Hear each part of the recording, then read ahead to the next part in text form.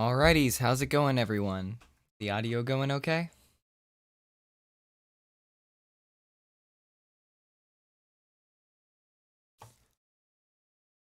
Alrighties, I'm gonna switch to the presentation.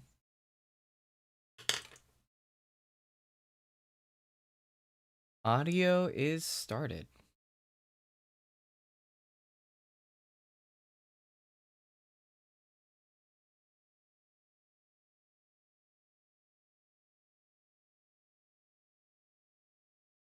Alrighties, cool. Looks like everything is going. This is a bit of a delay, but it is what it is. Alrighties, thank you all for coming today. Today I'll be presenting on vocal EQ and compression. My name is Kurono, and I'll be hopefully showing you all the ropes of what I do and how I get into this, so that y'all can get started with vocal EQ and compression and take some cool things away from this. So, to get started, just a quick overview of what we'll be going into. First, I'm going to introduce you all to what EQ is and some kind of textbook basics on how to use it. Then we'll go through compression and kind of a repeat on textbook basics for that. We'll do advanced techniques, kind of introducing advanced techniques, as in what you can do at more advanced levels with EQ and compression in unique ways.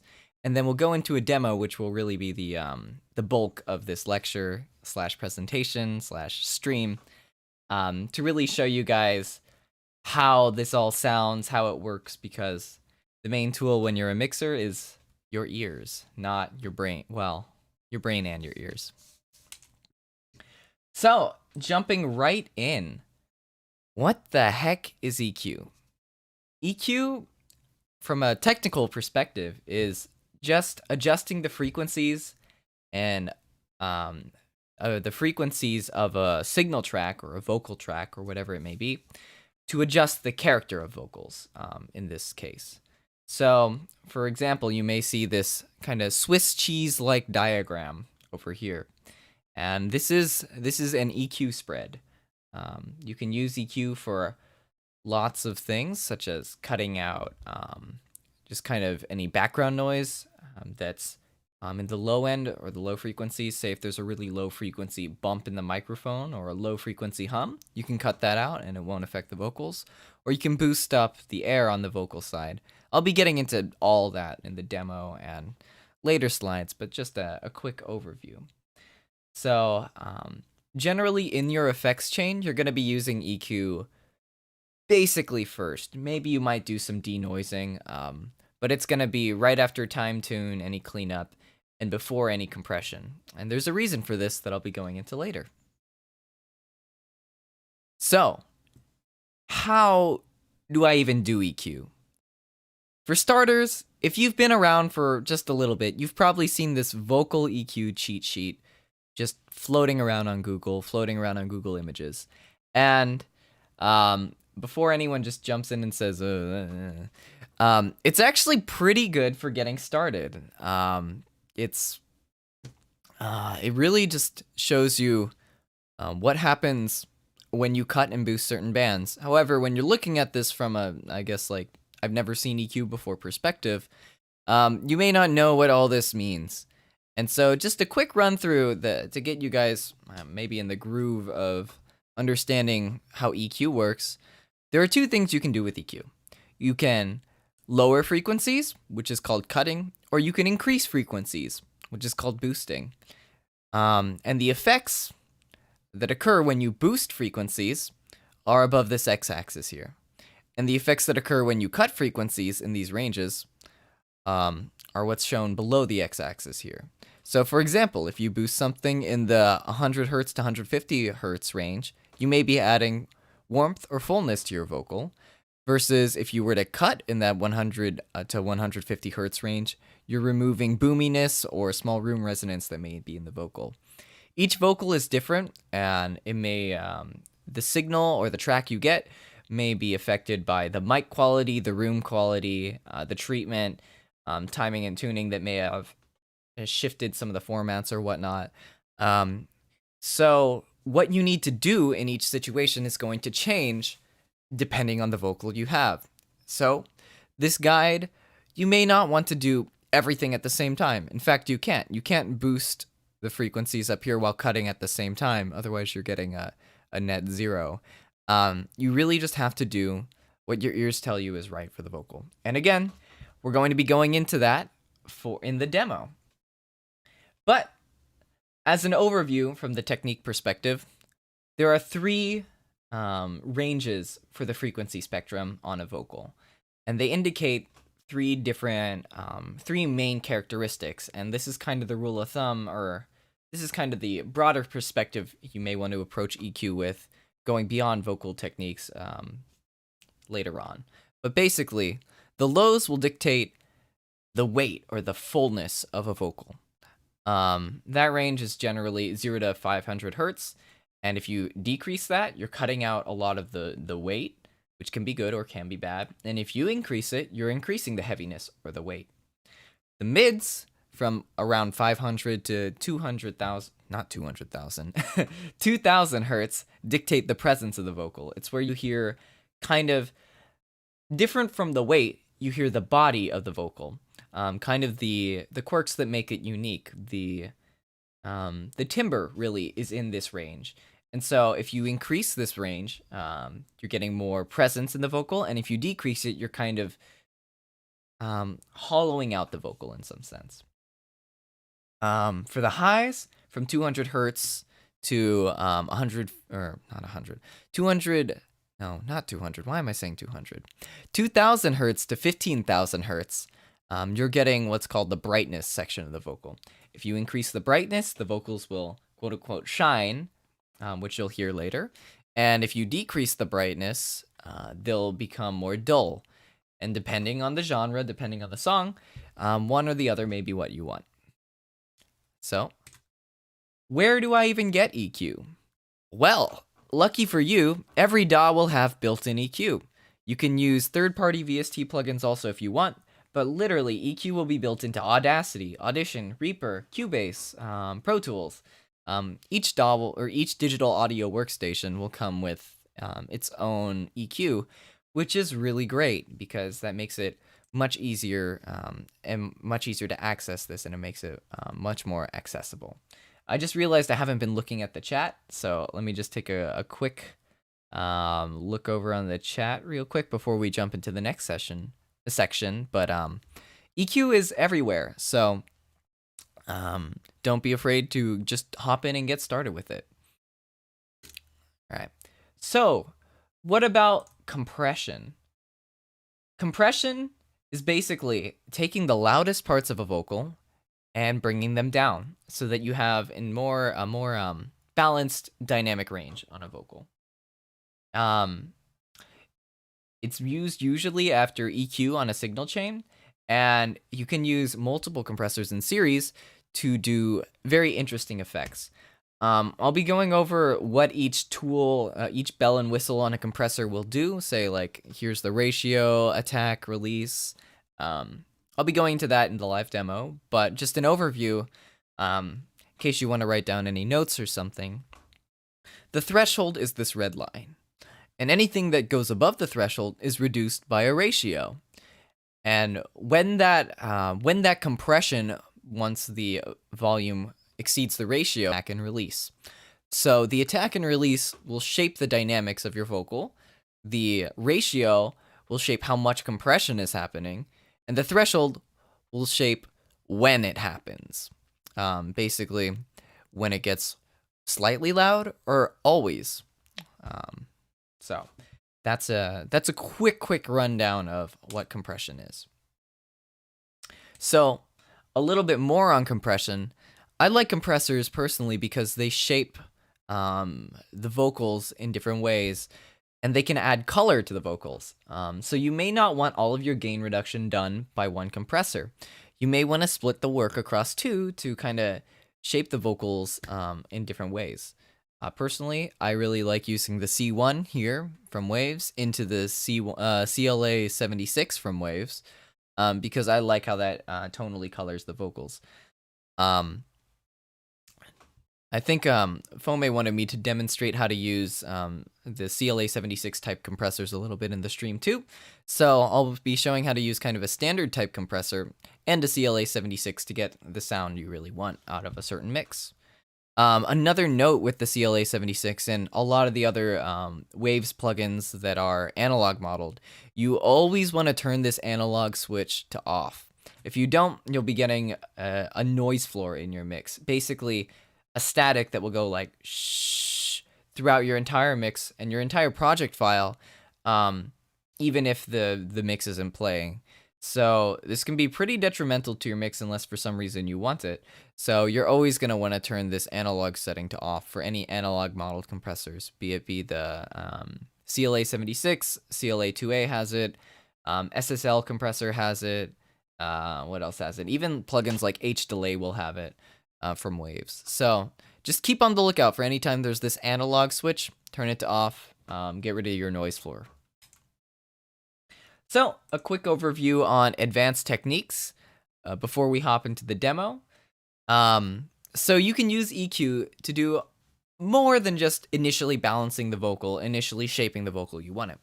You can automate it so you cut and boost certain frequency bands at different parts of the mix. Say at the chorus, one person has like a really shrill note that goes like, and it's like there's this really piercing high frequency that comes through, and you want to cut that back.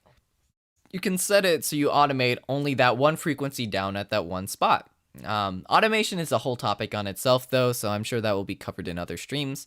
But that's just something you can do in case you happen to know what automation is and you're willing to experiment.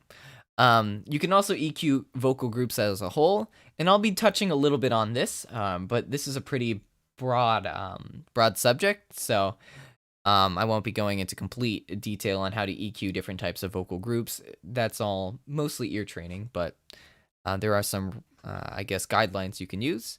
You can EQ reverb and delay, so you can actually change the tonal balance of your reverb or delay so that you can shape the spacing of the mix.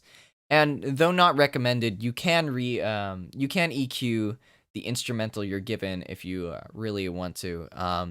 For most commercial instrumentals, I wouldn't recommend this because they're usually mastered and balanced professionally to sound good on most stereo systems. So, if you're dealing with fan-made instrumentals that may, like, say you want to lower the hi-hats a little bit or you want to tame the guitars so the vocals can come back, you can use EQ for that. But you can also use multiband compression. Moving on to the next section. And multiband compression is a whole subject on its own. Fome has a video on sidechaining multiband, using multiband compression to with sidechaining to tame an instrumental to fit vocals in, and that's a video you can go watch on the channel. I think it's called the Quick Tip, but yeah, that's a great video for taming an instrumental. But multiband compression can also be used on vocals. It can be used on instruments, and it's basically using a compressor on certain frequency ranges. It's kind of a blend of EQ and compression, if you will. So, again, I'm not going to be going into that, but it's really cool. You can even compress reverb and delay. So you basically will duck the reverb when the vocals are coming and speaking or singing. I guess they're saying they don't speak. And then when the vocals kind of stop singing, the reverb will come up because the compressor is no longer clamping down. And so your reverb tails will kind of fill the space where the vocals were, and it'll kind of even out your performance. You can do that if you really want to. You can sidechain, as I mentioned before, and you can even use a compressor on a master bus, which is way beyond the scope of this, but you can use it to pump the mix if you really want. Mastering is its own genre, not talking about it. So yeah, I'm gonna take a quick second to set up the live demo here, and yeah, so I hope you all are ready for the bulk of this lecture, and yeah, I hope it goes well. So let's see. We're just gonna do the pause screen right here, and I'm gonna change things around.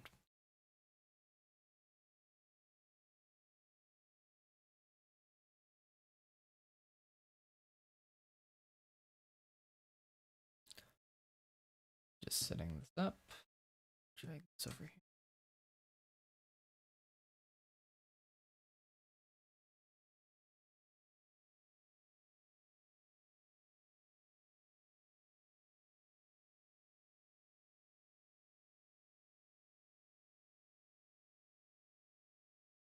Just checking over the chat real quick in the middle.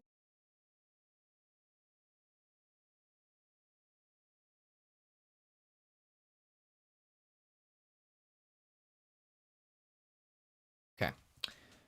So, is everything transferred over? Yep. Okay, cool. I'm just checking out the chat. From this angle, I can see the chat a lot better. Yes, everything will be on the midterm. Make sure you're taking notes. The words will become much clearer when I do the demo, and feel free to kind of poke questions in the chat as I do this, because from this angle, I can see the chat much better. So yeah, tell us a joke. Ooh, that's tough. That's tough. I'm not very good on the spot. Sorry. Who's Joe? Okay, never mind. I'm not going there.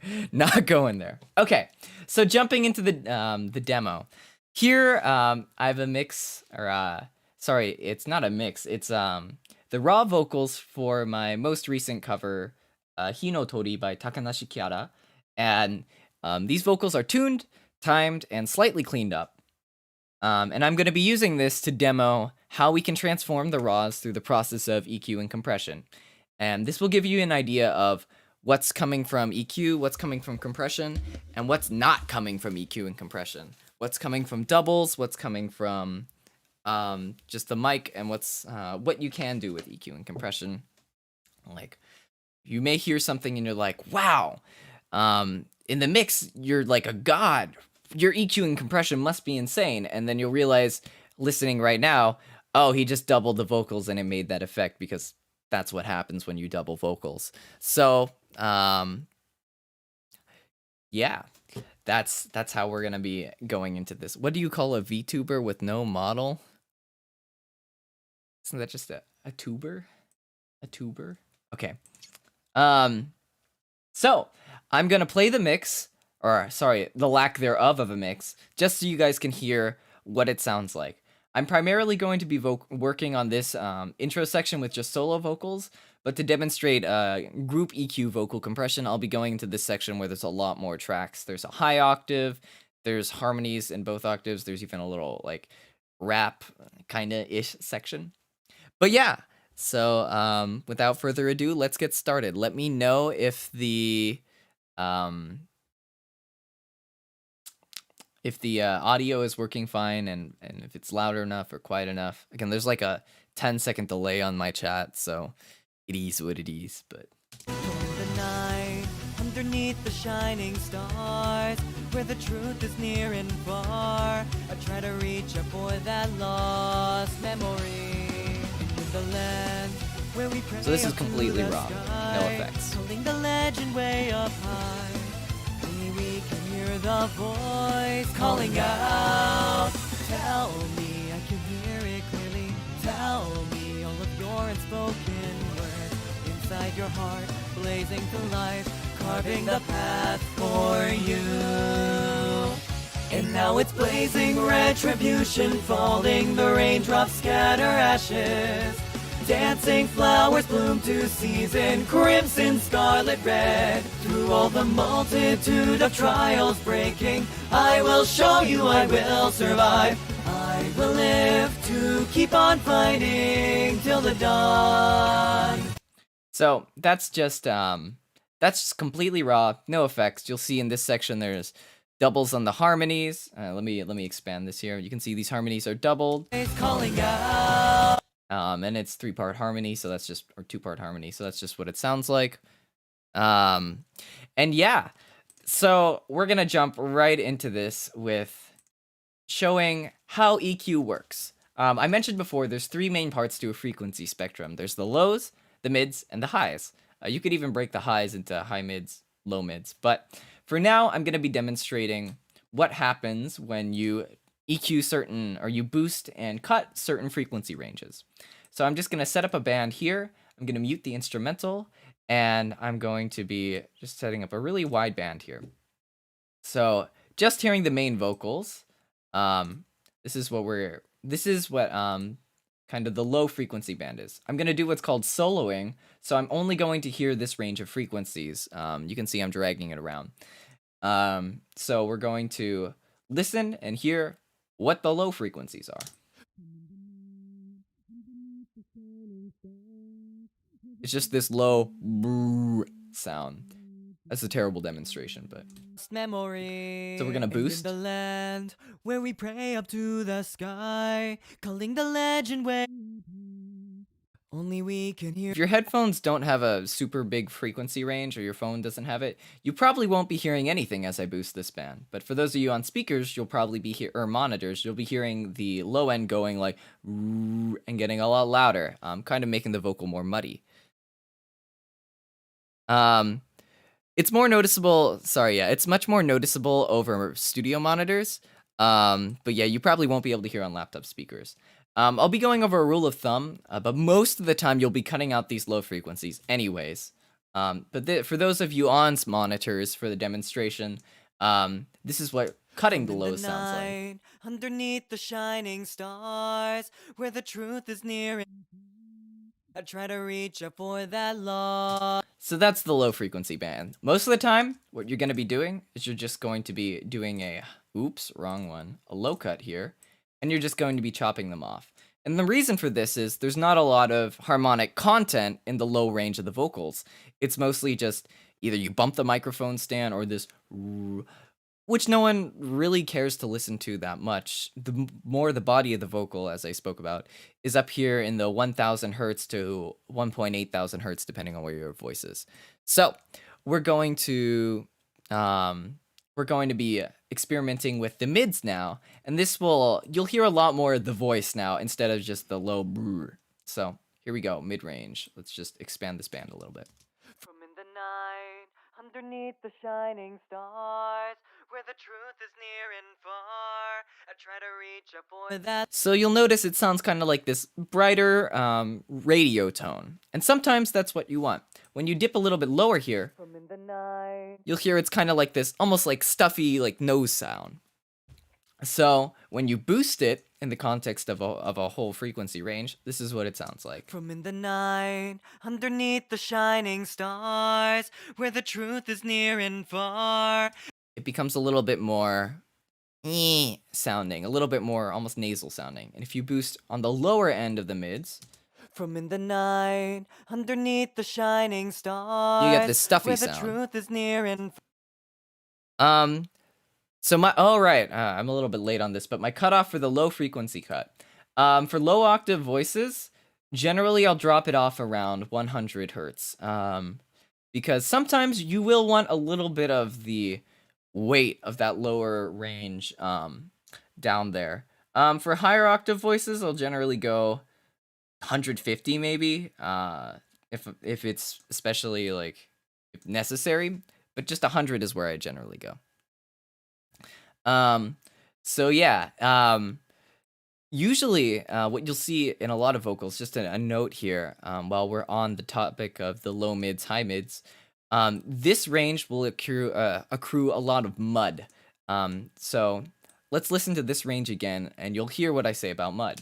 from in the night, underneath the shining stars, where the truth is near and far, I try to reach up for Especially these two formats here, they'll be very thick, and you don't want that sound dominating your vocal. You're gonna want some of this, and some of the brightness of the vocal to actually be in there. So what a lot of people will do, and this is as necessary, they'll cut the low frequency band. They'll say, all right, this frequency sounds where the really truth is in your near and face. Let's cut it out. Let's cut it out. Generally with this track isn't the best example because my microphone is pretty balanced, but for other things, say like a Blue Yeti or an AT2020, you may need to cut out some things in this range. It also depends on your interface.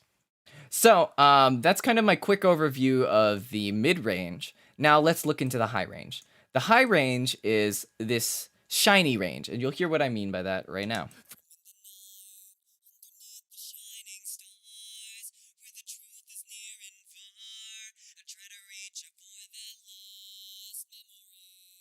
It's this hissy kind of range. And at first you may think, oh yeah, I don't really want that in my vocal. What does that do? And then you realize it's actually pretty necessary to having that hissiness in your vocal to make it brighter.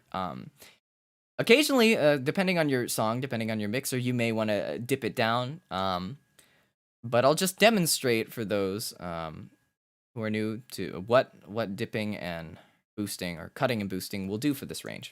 From in the night, So this is underneath the very high shining boosted. stars, where the truth is near and far, I try to reach up for that lost And this is completely memory. cut. So as you cut, you make the vocal more dull. As you boost, you make the vocal more bright. And generally, you're gonna want something a little bit on the brighter side, depending on the song. So what a lot of people will do, and as you saw on the vocal cheat sheet a while back, vocal EQ cheat sheet, there's what's called a high band boost, and this livens up the vocal and makes it just a little bit more breathable, I would say. That's my term. Don't quote me on that. All right.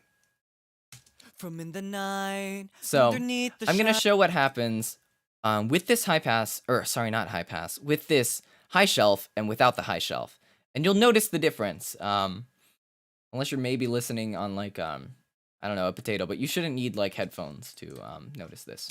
From in the night, So this is underneath the no high shining shelf. stars, where the truth is near and far. And this is with high shelf. I try to reach up for that lost More high shelf. memory. And in the land where we So that kind of wraps up my demonstration on the different ranges of the frequency spectrum. But now, how do we use these in the context of an actual mix? Well, that's exactly what I'm about to show you guys. So I'm gonna delete that and restart from scratch on the EQ. So notes when you do EQ, you're going to want to not just do it a cappella as I was showing you. You're gonna want to do it with the instrumental and compare. Sometimes you'll want to use the listen a cappella if you want to detect certain problem frequency ranges, but in general, you're going to be comparing back and forth. What does it sound a cappella? What does it sound with the mix? So you can hear, or not with the mix, sorry, with the off vocal, so that you can hear exactly what your EQ is doing and how it fits in the context of the song. So this is raw again. And we're going to start off with a low cut. The low cut, you're not going to be noticing much of a difference unless you're on, just balance this out here, unless you're on studio monitors. But trust me, you're going to want to low cut your vocals. Unless, okay, big caveat, or big unless. In this case that you're mixing someone, I'm not sure if you all know the streamer Corpse Husband, who has an extremely bassy voice, and you want those low frequencies to be boomy. You want them to be like a subwoofer. You're going to want to keep some of this low frequency content. But for the majority of us who do not have extremely deep voices, you're not going to be wanting to cut. You're not going to want the low frequencies. You're going to want to cut them out. So unless by some stretch of the imagination you have that extremely bassy voice, you're going to be wanting to cut that out. All right. Oh, wait. Actually, we don't want to do this yet. So I'm going to demonstrate with this low cut here, with the instrumental, and then I'm going to switch it to a cappella, and we're going to hear with the effect on and off and see what difference that makes. the night, underneath the shining stars, where the truth is near and far, I try to reach up for that love. And the majority of you won't hear the difference between that little section. But, yeah, I would say Howl falls into that category of the low resonant voice. But even in group settings where you don't want one vocal to be like too tonally off balance from the others, you may still want to cut that low end. But yeah, Howl's probably the closest person who people may know in the community who has that kind of low resonant voice. But yeah, so let's listen to it a cappella and hear the difference. From in the night, So, underneath the shining stars, high pass on. where the truth is near and far, High pass off. I try to reach up for that High pass on. lost memory. And in the land High where pass we off. pray up to the sky. So for me, I'm listening on headphones because I don't want any feedback between my microphone and monitors. But I can barely notice the difference. The high shelf is going to definitely show you guys more of the difference. So let's put in just like a 3 decibel high shelf. That's usually pretty standard. You may want to do more or less depending on the vocal. And let's hear how that sounds. In the night, underneath the shining stars, where the truth is near and far, I try to reach up for Little bit too that bright. lost memory. And in the land where we pray up to the sky, That's a little bit too heavy. Let's keep the shelf around here. Only we can hear the voice calling out. Okay, that seems about right. Let's listen with it on and off. In the night, underneath Off. the shining stars, where the truth is near and far, On. I try to Much reach brighter. up for that lost memory. And in the land where we Off. pray up to the sky, calling the legend way On. up high. And we'll hear it again with the acapella. From in the night, On. underneath the shining stars, Off. where the truth is near and far, I try to reach up for that lost Off. memory. And in the land. So, personally, I really like that sound. I really like this brighter sound in my vocals. And I feel like it opens up the performance a lot more. It cuts through the instrumental and it feels nice to listen to. For others, you may not like that in your voice. And I'll be demonstrating this EQ process on another vocal who's higher octave. And you'll see not all microphones you'll want to boost the high. But for me and my vocals, this sounds good. And for a lot of low octave vocals, you'll actually want to do high shelf. A majority of vocals, you'll want to do a high shelf. It's just in certain cases, you won't. And I'll be demonstrating that later. So, now what's there to do? The vocal seams opened up. You've cut out any of the low brr stuff. What else is there? Well, now it's time to go frequency hunting. This isn't always recommended. But, for example, with microphones such as the Blue Yeti, where there may be some resonances that are a little bit unpleasant, or the room setting isn't the greatest, you will want to cut out some nasty frequencies and make your EQ look a little bit like Swiss cheese. Since the majority of us aren't recording in professional setups, that's just what's going to happen. But my vocals, there are some points and some ranges where I know I like cutting out some frequency ranges. So I think this is like a decent enough demonstration, even though I don't have anything glaring like a proximity effect, which is what happens when you get too close to your mic. A proximity effect going on where I absolutely need to cut out anything in this 200 hertz range. So I'm just going to go around and I'll show you guys what sound like unpleasant frequencies to me. This is just my ear. Other people may choose different unpleasant frequencies, but here we go. So I have this band here, and I'm going to be soloing it so we can hear, okay, where are we in the spectrum? So, acapella is the best way I like to do this, and then comparing with the instrumental. So here we go. So, this sounds just like a nose sound. I don't like it.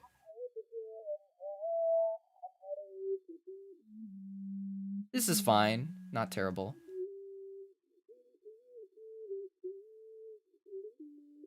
It's a little bit scratchy sounding here. So we're just going to cut this down. And I just say, for my cuts, usually I like 1 to 3 decibels max. Unless it's a serious thing. This is for frequency hunting specifically. So we also heard something that was a little bit like unpleasant up here. So we're gonna solo this and hear what this sounds like. Almost sounds like a scratching noise. Very not nice. So we're gonna duck this down too. From in the night, underneath the shining stars. Oh yeah, and as a note, FabFilter Pro Q is the plugin I'm using. It's a third-party plugin, but I'm using it because it's really great for demonstration purposes. You can do it's really kind of intuitive with the frequency soloing and the boosting, but any other EQ to note, this is parametric EQ. Any other parametric EQ that will come with your DAW or a digital audio workstation will be able to do everything the exact same way. The scaling may look a little bit different on the sides, but just look at the values. This is being dropped by 1.84 decibels. Just look at the boostings and go from there. But yes, FabFilter is great. So we've done, this seems like we could hunt around for frequencies for a long time and just kind of cut them out. But for now, I think this is kind of a stable approach. Let's listen to how it sounds with the instrumental. The night, underneath the shining stars, where the truth is near and far, I try to reach up for that lost memory. Oh, I also missed a question in the chat from Udi about a serious thing. And unfortunately, my vocals, I'm not trying to brag or anything, but I don't really have anything that's serious coming out. But if I spoke really close to the mic, like I talk like let me just remove the pop filter. If I talk like this, sorry if that was like really loud, but that's going to create what's called a proximity effect, and you're gonna have a really loud a really big amount of low frequency content here just from recording closer to the mic. And in cases where this happens, I've had to do this for a few mixes recently, you're gonna want to duck this like 12 dB to really push out that bulk that you're getting in the low mids, low frequency ranges. So yeah, that's an example of a serious case where you're going to want to cut and boost more aggressively. I try to be a little bit less aggressive because the more frequencies you take out of a vocal, the more you slowly start to cut away and hollow it out. So try not to do too much. Swiss cheese is a last resort, I'd say. So let's go and listen again with the off vocal as we were doing. The night, underneath the shining stars, where the truth is near and far. And let's take off these fans. For that lost memory. And in the land where we pray up to the sky, Bring him the back in. legend way up high. Only we can hear the voice calling out.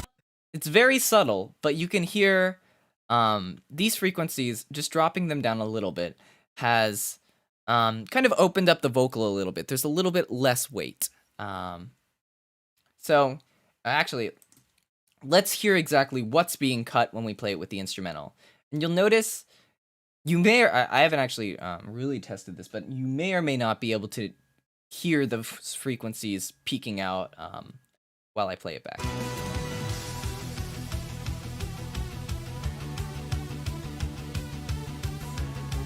I'll lower the instrumental a lot more so we can really hear that.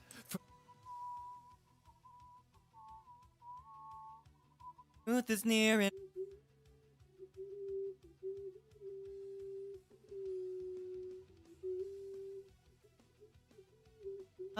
So those are the ones we're cutting out. To me, they sound unpleasant. They sound almost like microphone scratches. It's just not great. So that's, for me, that's when I say vocal EQ is done. Let's move on to compression. And actually, let me just change this back to what it was, negative 12.4. And let's hear a before and after EQ so we can hear what we expect from a bass. Okay, I did my first pass of EQ, and I'm moving on to compression. So this is the raw once again before we did anything. the night, underneath the shining stars, where the truth is near and far, I try to reach up for that lost memory. And then we'll play it with you. The night, underneath the shining stars, where the truth is near and far, I try to reach up for that lost memory. And in the land where we pray up to the sky, calling the legend way up high. And one thing I do notice with this is I feel like it's a little bit weighted, and it may be from this little peak here. So I'm actually going to bring down the lows kind of as a whole, and I'm going to see if that brightens up the vocal. That's kind of one thing I've noticed on this listen through. And feel free to change EQ as you go along. EQ is there to be changed. But let's listen again with that small change just now. The night, underneath the shining stars, where the truth is near and far. I try to reach. I like that a bit more. If I cut this too much, there's no body to the vocals. So I like just cutting it a little bit. Only we can hear the voice calling out.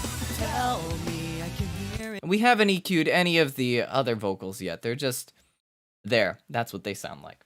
And we will be EQing them and compressing them as we move forward with this. But for me, EQ sounds good. I'm going to move on, and if there's other things, I'll fix them either with more EQ later or adjusting this initial EQ. But for me, I'm like, okay, it's time to move on to compression. So we're going to move on to compression. Another note, as you compress, you'll bring up the quieter parts of the vocals, and you may notice frequencies that are popping out or spots you didn't notice before. And in that case, it's perfectly fine to go back to the initial EQ to tame them, or to add another EQ if you feel like you really like the balance of the EQ now, but you just want to cut out this one thing here and there after compression. The order of effects always makes a difference, so keep that in mind as you're doing this. So, where do we start with compression? I like, for my very first compressor, to generally be compressing a lot of the vocals. So I'm going to zoom in here. And I want the compressor to even out the... Ooh, I zoomed in too much. To even out the dynamics of the vocal. So I'm going to want a compression threshold that is maybe riding pretty close, close enough to... or further enough down that it's hitting or it's triggering for pretty much every vocal line. And this is just to initiate some control in the dynamics. So I'm going to use this meter here, which will show me what the what the instantaneous volume of the or decibel value of the vocals is, and I'm going to drag this threshold to around where the average seems to be. So from the top, it's peaking around here. But generally, it lives around here. That's the quietest part around here. So threshold seems to be triggering most of the time. Okay, now how much do we want to compress by? Wait, let me check on the chat real quick as I peek on this. Do I do that for the harmonies too? I apply EQ and compression to all the harmonies as well. And you'll see how I do that later. But yeah, so I've lowered the compression threshold down. Now the ratio comes. And this is kind of... The guidelines, when you look up guides online, watch guides online, will say you don't want vocal compression more than 2. The ratio of more than 2 than 1. 2 to 1. However, most of us go pretty aggressive on this in the community, and with J-pop, that's kind of a theme to have high compression. However, for my first compressor in the chain, I like to live around 1.5 to 2 on my ratio. And the reason for that is I don't want to do all the work with one compressor. I like balancing out the gain reduction between 2 of them, and I don't want to over-compress the vocal too fast before I get to hear the different colors that more compressors in the chain can add. So for me, I'm going to set this ratio to around maybe 1.75 to start. And you can tweak this if you like, but personally, like 1.5 to 2 sounds about the same to me, not going to lie. But that's just, some people may have other opinions on this, and that's what mixing is. So actually, I'm going to drag the ratio as we go so we can hear what that does.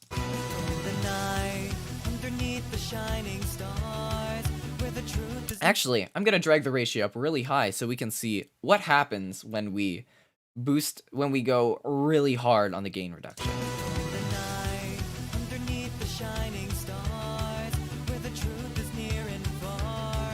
Oh my gosh, negative.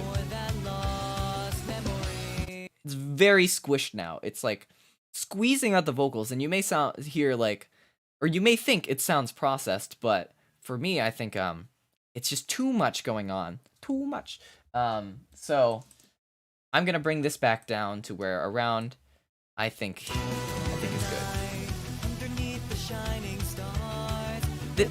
Even 5 still sounds like too much to me. Okay, we're getting the sound back in.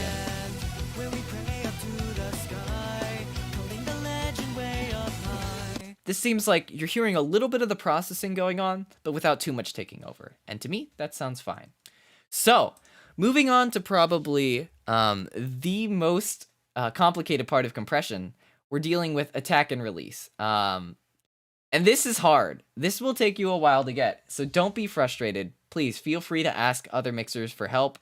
A lot of us in this community learned and from peer review. Sorry, I don't know why I said "and" 3 times, but a lot of us learned from peer review here. So really, just don't be afraid to reach out. Compression is freaking hard. Anyways, my approach to vocal compression attack. I like to start on the low end, or sorry, not the low end. I like to start with a fast attack and increase the attack till it sounds right. I also just realized I haven't told you guys what attack really does. So attack controls the speed at which the compressor acts. And to all of y'all, that probably sounds like gobbledygook. Because when I first heard that, I was like, okay, but what does that actually mean? What does that sound like? And the best way to describe that from my perspective is when you have a fast attack, your compressor is clamping down almost immediately, and you're squishing or you're instantly compressing any of the initial parts of your vocal that could come through. Say there's a consonant that's really, I'm not a beatboxer. There's a consonant that pushes through. That is going to get clamped down immediately, and it's going to trigger the threshold, and it's going to squish down on the rest of the vocal, and that might not be what you want. It's going to shape your vocals more into blocks than, or squares maybe, than these kind of like flexible shapes. So generally for vocals, depending on the genre, you're not going to want to clamp down too fast. However, if you clamp down too slow, your compressor isn't going to act fast enough for when the volume comes in, and it's going to sound almost like there's no compression at all, which defeats the point of having a compressor. So it's really a flexibility test, or not flexibility. I guess it's like a flexibility. You kind of adjust it to taste. I don't know why I said the word flexibility there, but so for me, I'd like to start really really fast so you can hear what it sounds like clamping down, and I ease off on the attack speed until it sounds like the vocal has some life given back into it. To note, for genres where fast attack versus slow attack is good, I found with EDM, fast attacks around 2 to even down to 0.5 milliseconds of attack can be good, because you want the vocals to kind of be like blocky. You want them to be like steady and controlled. But for rock, you really want the power of the vocals. So I bring the attack usually up to 15 milliseconds personally. So that's how I approach like a starting point attack. But yeah, so I'm going to adjust this attack until I found what sounds like it's letting the vocals breathe a little bit, but not clamping down, but not letting them breathe too much so that there's no dynamic compression going, or no dynamic control going on. So we're gonna play.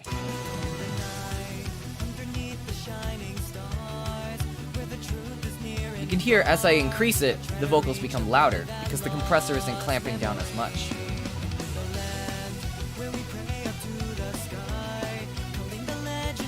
Still a bit much. Calling out, tell me, I can hear it clearly. Tell me all of your unspoken. Now they sound a bit mushy around 7, but I'm gonna keep going for demonstration. Carving the path And I'm gonna replay this. the night, underneath the shining stars, where the truth is near and far. Now the truth is kind of pushing through a bit. You can hear that a lot more. Where we pray up to the sky, calling the legend way up high. Now we're getting to really long attacks. Hear the voice calling out. I'm actually going to mute all the other tracks going on in the background. This way we're not getting distracted by what's going on. I accidentally muted the main. The night, underneath the shining stars. So you'll notice, actually, when I have this attack set really long, you will barely hear the difference between compressor on and compressor off, because it's attacking so slowly you can barely notice it. In the night, underneath the shining stars, where the truth is near and far, I try to reach up for that lost memory. The thing you'll notice probably is that it's just quieter. So to balance that out, so you can really hear what the compressor is doing, I'm going to increase the volume output so the volume sounds the same when I mute and toggle the compressor.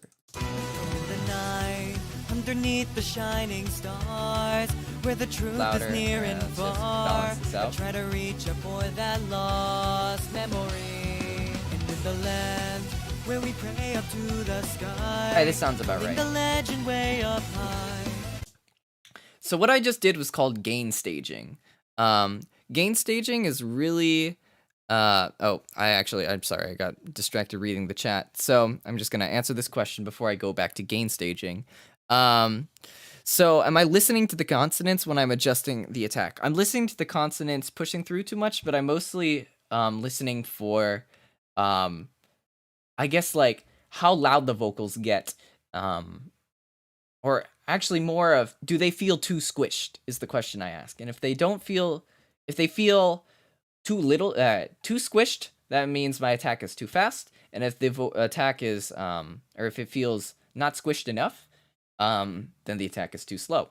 So you want to find that balance for the song, because, for example, an instrumental like the song Wave by Nikki will have like blaring synths that are very squished, and you want the vocal to match that. This one, it has a lot of more dynamic instruments, so you kind of want to match that while still giving it the emphasis from the squish of the compressor. So, back to gain staging, as I was saying. Gain staging is really important so you can tell exactly what your effects are doing.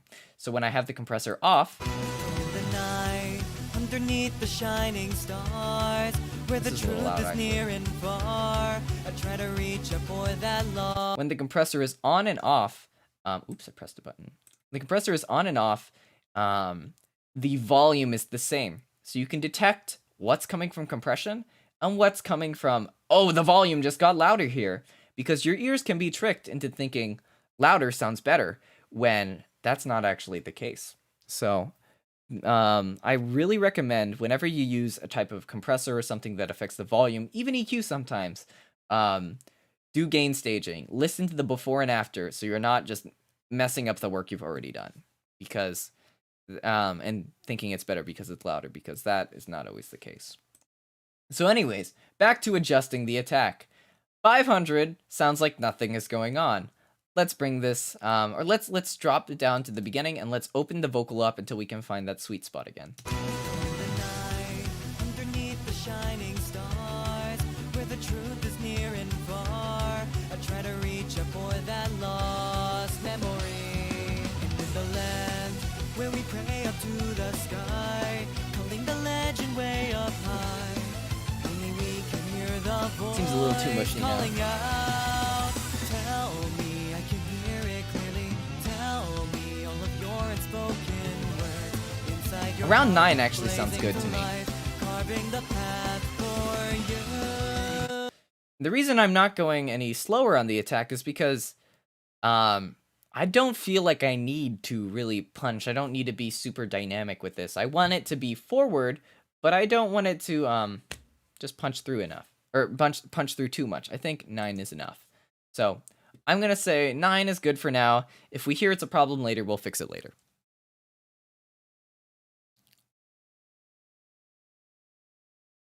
All right, so on to release.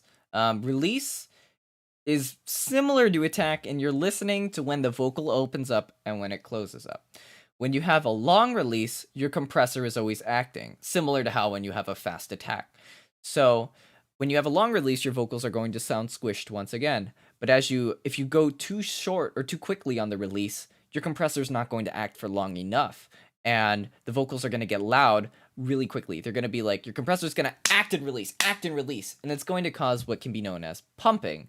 And pumping generally isn't something you want in your vocals for most genres. It is useful for some, but not all.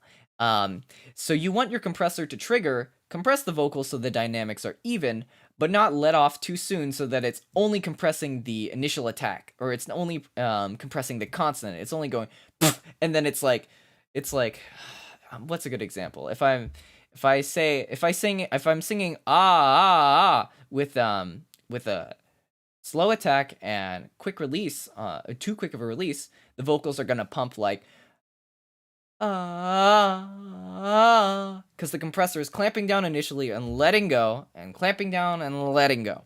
So I don't want that in this song. Most of you don't want this in this song. So we pump and we jump and we comp and we. Okay. So I'm gonna start with a really long release, and we're gonna decrease the release until the vocal seems to open up again. So I'll play it and we'll hear what it sounds like with a long release. Decreasing. Where the truth is near and far, I try to reach up for that lost memory.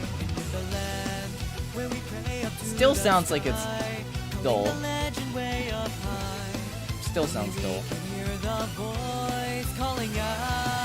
Okay, now we're getting some life into it.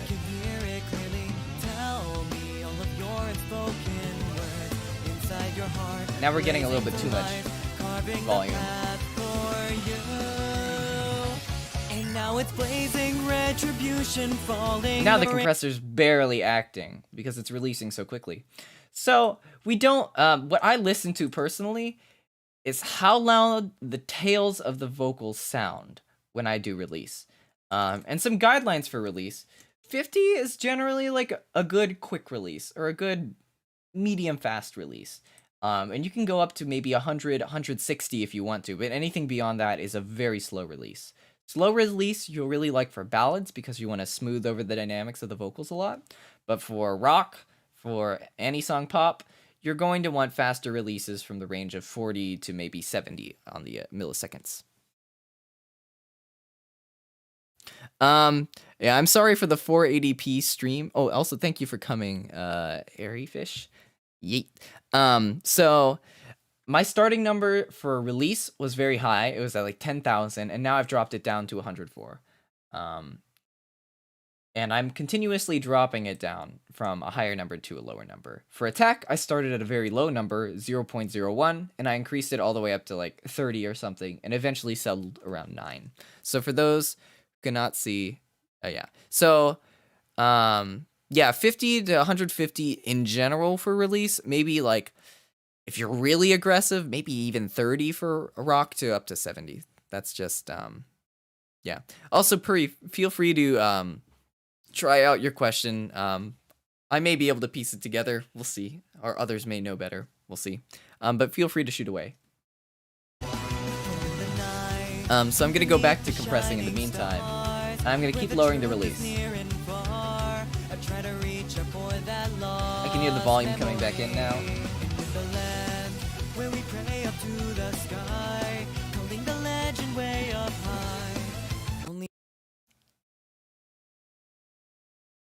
Yeah, we can add the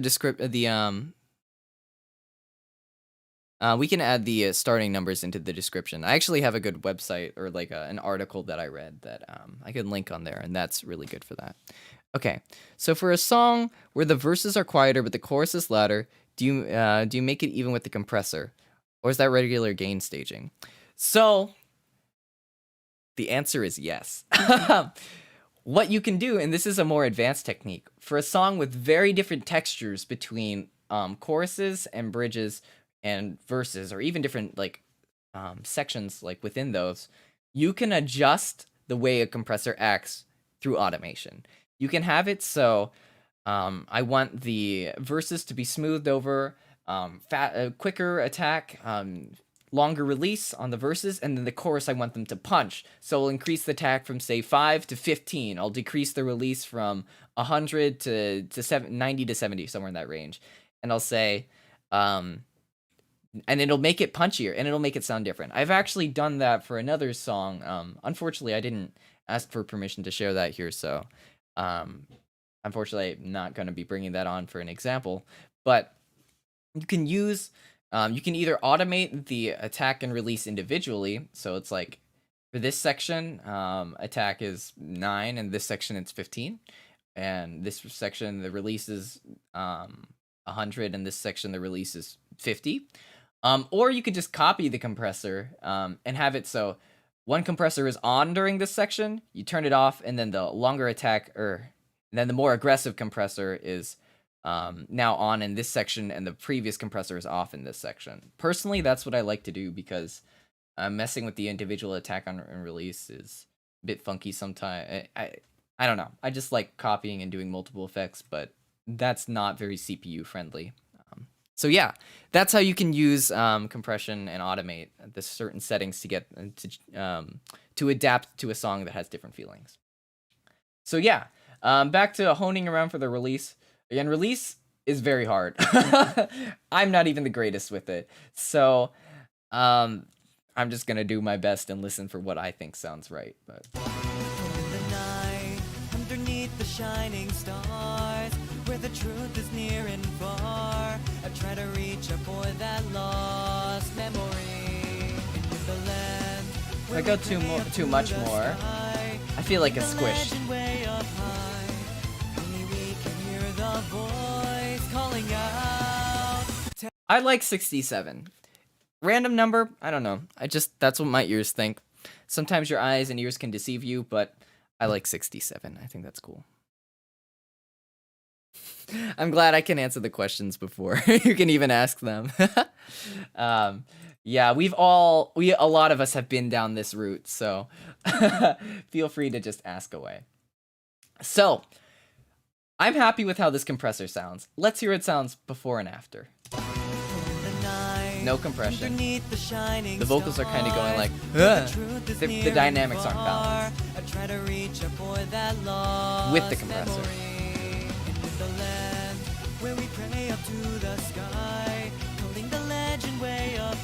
They're a bit smushed. I'm gonna increase the release, or decrease the release. Tell me, I can hear it clearly. Tell me all of your unspoken Without? words inside your heart, blazing to life, carving the path for you. And now it's blazing retribution, falling, the raindrops scatter ashes, dancing flowers bloom to season, crimson. Personally, also there's a double here, so I'm just gonna mute that, but that's why it got louder there. Personally, when you're listening and you hear, well, I've adjusted the attack and release. I like the attack and the release, but why does it still sound a little bit too smushed? That's when you're gonna want to go back and say, okay, maybe my ratio is too high. And personally, that's how I feel with this. I feel like the ratio is a bit too high, so I'm gonna just drop it down and see if it still sounds squished to me. Underneath the shining stars, where the truth is near and we're gonna mute or toggle on and so off. The land where we pray up to the sky, calling the legend way up high. On. Only we can hear the voice calling out. Tell me, I can hear it clearly. Tell me all of your unspoken words inside your heart, blazing to life, carving the path for you. I think that sounds fine. For first compressor pass, that sounds good.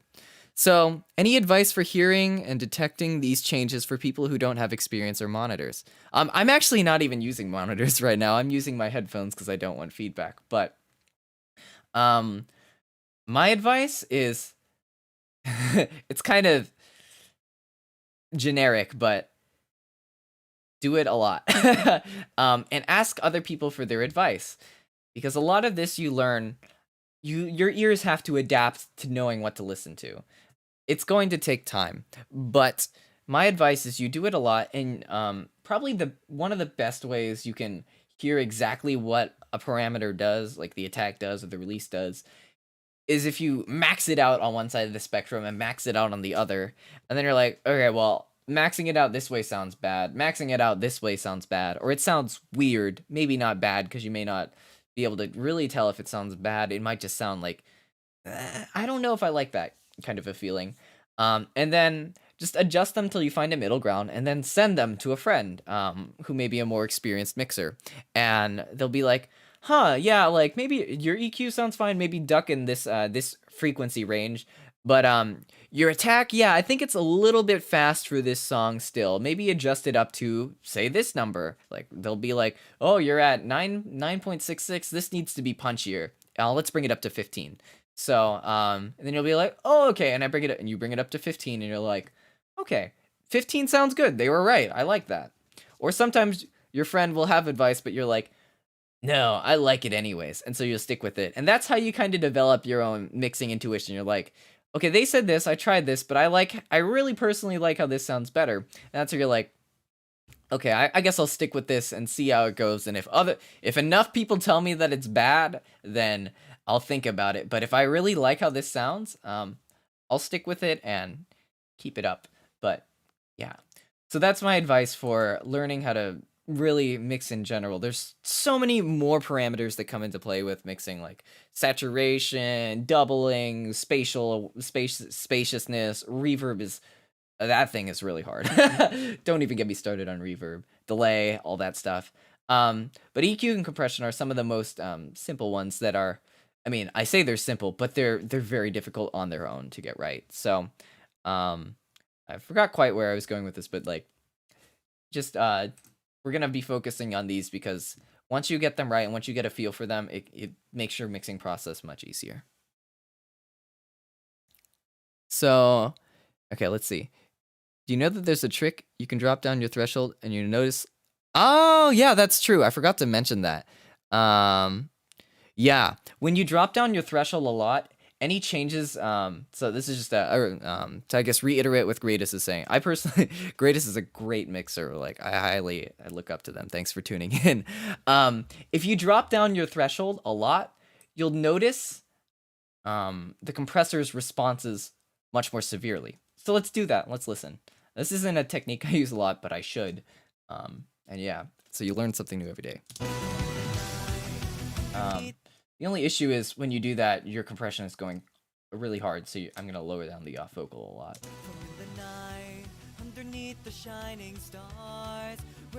You can hear the compressors grabbing. Let's adjust the release. I don't really hear it. Okay.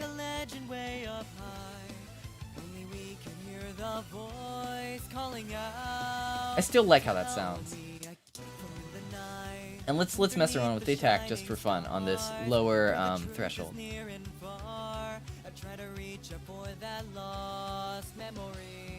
It sounds a lot more breathable at this. To me, it sounds like that.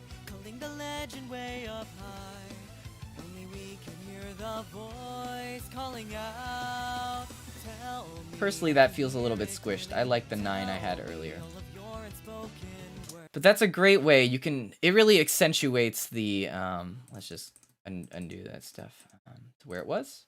It really accentuates any changes you make in attack and release, and that's a great technique. I really recommend that. Okay, so we got the compressor reverted, and we're going to revert this to negative 12.4. And yeah, okay. So yeah, okay, moving forward, this is the part where my effects chain differs from some other people. And what I like to do in basically every single mix is I like to put a second compressor on because I really love the CLA 76. It's just, it slaps, literally. So first things first, I'm just gonna slap it on and do some gain staging, and we're gonna see how that sounds, and you'll see why I put it on very shortly. Before I do any of that though, always turn your analog switch to off. I mentioned this in the presentation, but for those who are tuning in now, you always want that to be off. Otherwise, you're going to be generating a noise signal, and I can actually show you that using an EQ spectrum here. So you'll notice there's this weird like lump here. And it's playing even when I'm not even playing any playback in the mix. When I turn this to off, the lump disappears. But when it's on 50, lump is back just as it was on 60. So always turn your compressors, analog modeled compressors to off. Otherwise, you're going to be getting a noise floor, and that's no bueno. You don't want that. So yeah. So the second compressor thing, my reasoning, well, my first reason is because I like it. The second reason, well, actually, maybe let's backtrack a little bit. The real reason I really like a second compressor is because when I was getting started with mixing, this is like story time kind of. I tried out a bunch of different compressors, and I was like, okay, what actually makes things sound good easily, because I don't really know what I'm doing. And I just found slapping on the compressors, this compressor specifically, made the vocals sound exactly the way I wanted to. It made them sound clean without, or like punchy without too much weight. And so I just like this compressor a lot. I don't know why it does that. I think it's modeled after an analog thing, so it has some way of coloring the signal chain or something. But yeah.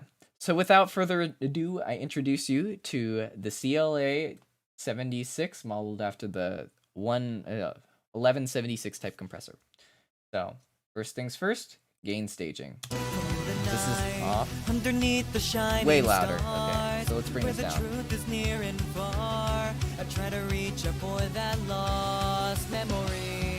Into the land where we pray up to the So the vocals are around, the legend way up high. peaking around like 12. Let's see. So the night is singing around like here. So let's make sure that's around like -15 on the out.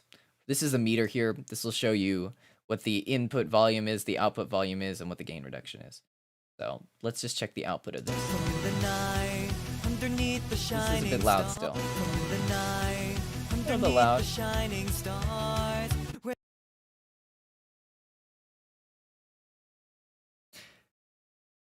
DLA Kun, yeah. Underneath the shining stars, where the truth is near and far. I try to reach for that. This sounds about like right on the gain staging. Okay, so how do I use the CLA 76? Well, the way I do it is I keep my eye on the target of gain reduction I want for the genre. So, for example, something that I want to be really punchy, and what I call this compressor is really the puncher, because it makes things punchy. If I want something to sound really punchy, I'll go really aggressive on this. I'll aim for -7 to -10 dB, or 7 to 10 dB of gain reduction. If I want it to smooth out a little bit but still add an edge to the vocals, I'm going to be probably aiming for around -5 to -3, at most -7 on the gain reduction. Another question in the chat. So every time you add a new effect, you do gain staging. Yes, unless I'm being lazy. Sometimes that happens. Do you always use different compressors? If so, like, would it be different if you used two CLA 76? I personally like to use different compressors. But you can use two CLA 76s. The only reason there are some reasons you might want to do that. You may want to have different goals for each compressor. You may want one compressor to have a fast attack and release, so you're just clipping off the top of any really powerful transients. And that's something I've heard people do. And then you have one that does the overall dynamic smoothing. Another reason I actually like this setup is because this C1 will smooth, or I guess the initial compressor, not necessarily just the C1, will smooth out the overall dynamic range so that the CLA 76 isn't reacting as severely to different dynamics in the vocals. And so it's not just coloring some vocals punchier in certain sections than others. That's my idea. So yeah, some people really like the CLA 2A. I've heard, this is rumored, that Arvin uses the CLA 2A a lot. You'd have to ask him on that. But his mixes are really great, so I don't know. But yeah, I personally like the 76 more than the 2A. Occasionally I'll whip out the 2A if I'm trying something new on a mix, but this is just the effects chain I've settled into.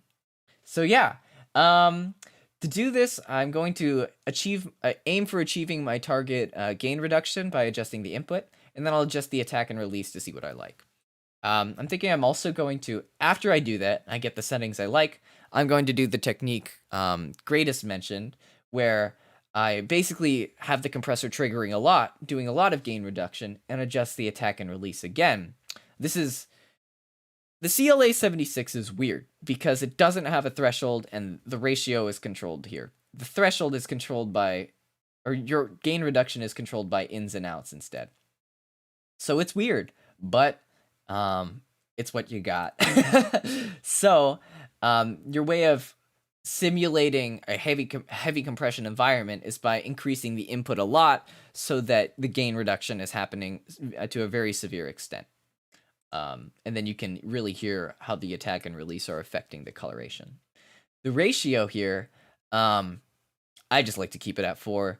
If you're at 20, you're crazy. If you're on all, I don't even know what that means, but it's crazy. It's a lot of compression, and for vocals, I think it's too much. Yes, what Greatest is saying is absolutely correct. I was going to mention that when we get into attack and release. 7 is actually the fastest attack, and 7 is actually the fastest release. So your knob all the way to the right for both of them is fast attack, fast release. Knob all the way to the left is slow attack, slow release. So funny little quirk there. I didn't know that until this year. So yeah, I was mixing with this totally wrong for a majority of my mixing career until of late. So that's cool. But yeah, the more you know, the more you know. Okay. So the gain reduction is around 1 to 3, which I think is a little on the low end. So I want a little bit more.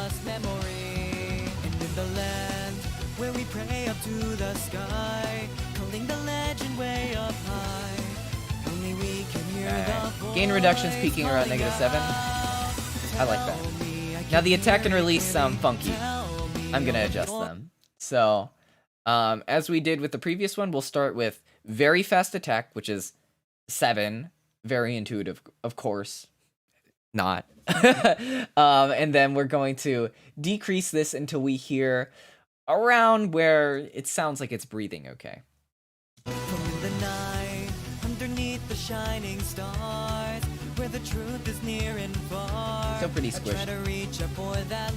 Breathing a little bit more. And in the land where we pray up to the sky, calling the legend way up. Seems pretty okay here.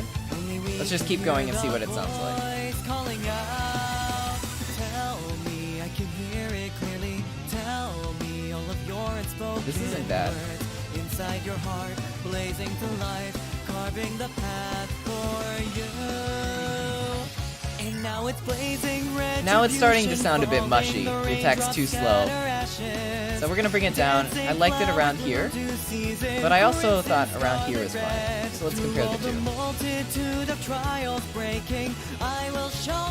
It's a bit aggressive.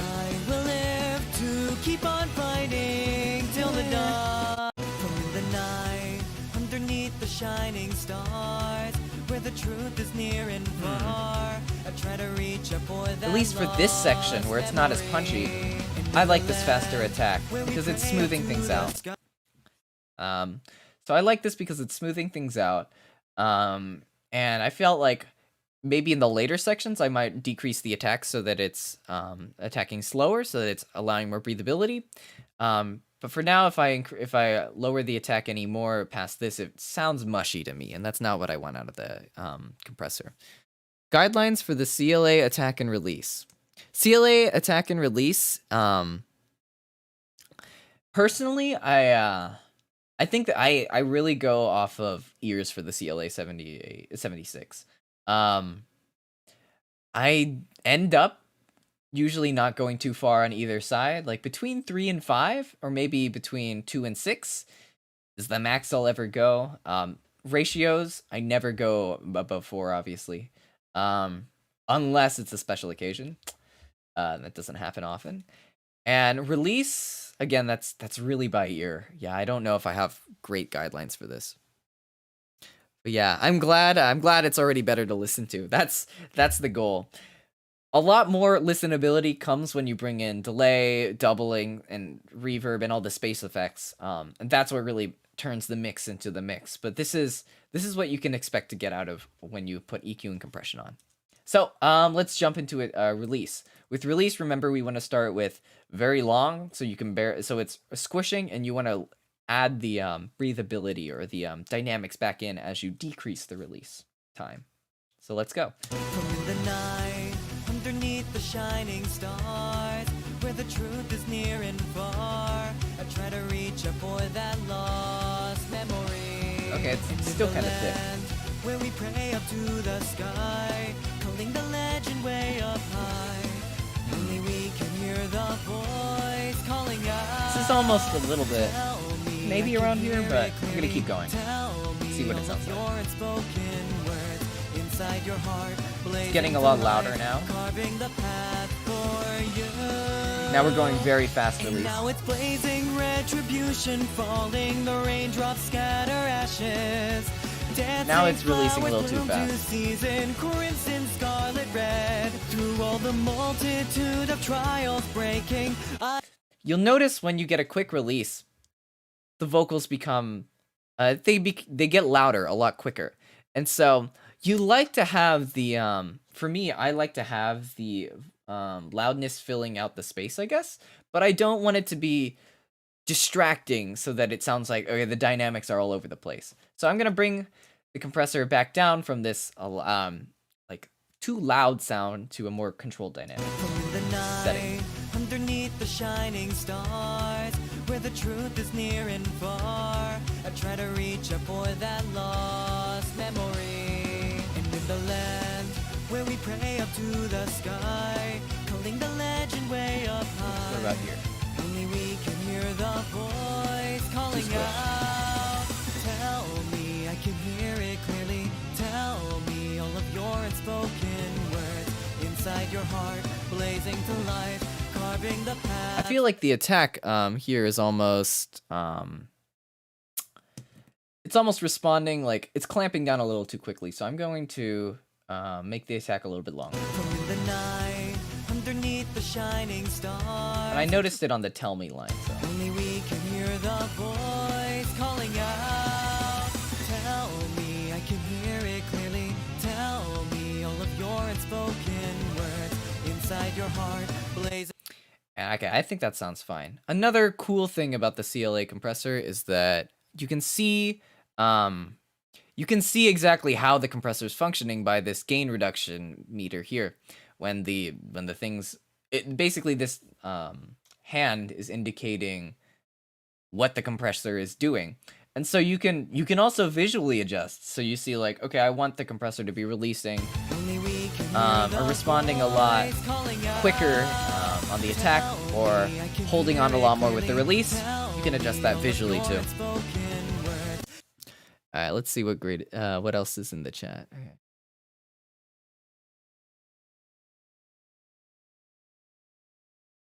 Oh yeah, I'm only going over the CLA 76 black right now because I like the black, but the blue, just for demonstration, I personally feel like it makes things a lot weightier. It's a lot more aggressive. Let's go back to 4 on the black.